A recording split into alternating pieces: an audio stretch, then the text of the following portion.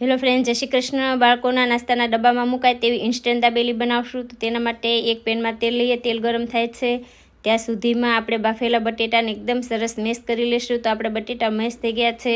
હવે જે દાબેલીનો ડ્રાય મસાલો આવે છે છૂટો અને કોરો એ મેં લીધો છે। તો આપણું તેલ ગરમ થઈ ગયું છે, એમાં આપણે આ મસાલો એડ કરશું। તો હાથેથી આ રીતે એકદમ છૂટો કરીને એડ કરશું અને તેલ ગરમ થાય ત્યારે જ આ મસાલો એડ કરવાનો છે। તો તેલમાં 1 મિનિટ જેવું થાય ત્યાં સુધી આ મસાલાને આપણે થવા દેશું। તો 1 મિનિટ જેવું થઈ ગયું છે। બાફેલા બટેટા એડ કરશું અને બરાબર મિક્સ કરી લેશું।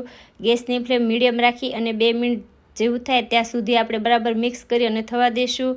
હવે આમાં બાકીના કોઈ પણ મસાલા એડ કરવાની જરૂર નથી, કેમ કે આમાં બધા જ મસાલા એકદમ સરસ આવે છે અને મસાલો પણ એકદમ ટેસ્ટી બનશે।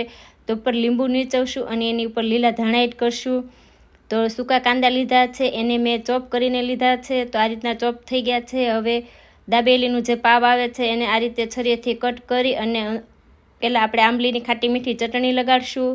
એના ઉપર દાબેલીનો મસાલો, એના ઉપર જે મસાલા સિંગ આવે છે એડ કરશું। એના ઉપર કાંદા એડ કરી આ રીતે પેક કરી અને ફરતી સેવ લગાડશું। તો આ રીતના આપણે દાબેલી તૈયાર કરી પેનમાં તેલ લઈ અને 2 મિનિટ જેવું થાય ત્યાં સુધી બંને સાઈડ આપણે આ રીતે શેકી લેશું। તો આપણી ટેસ્ટી દાબેલી બનીને તૈયાર છે। એન્જોય।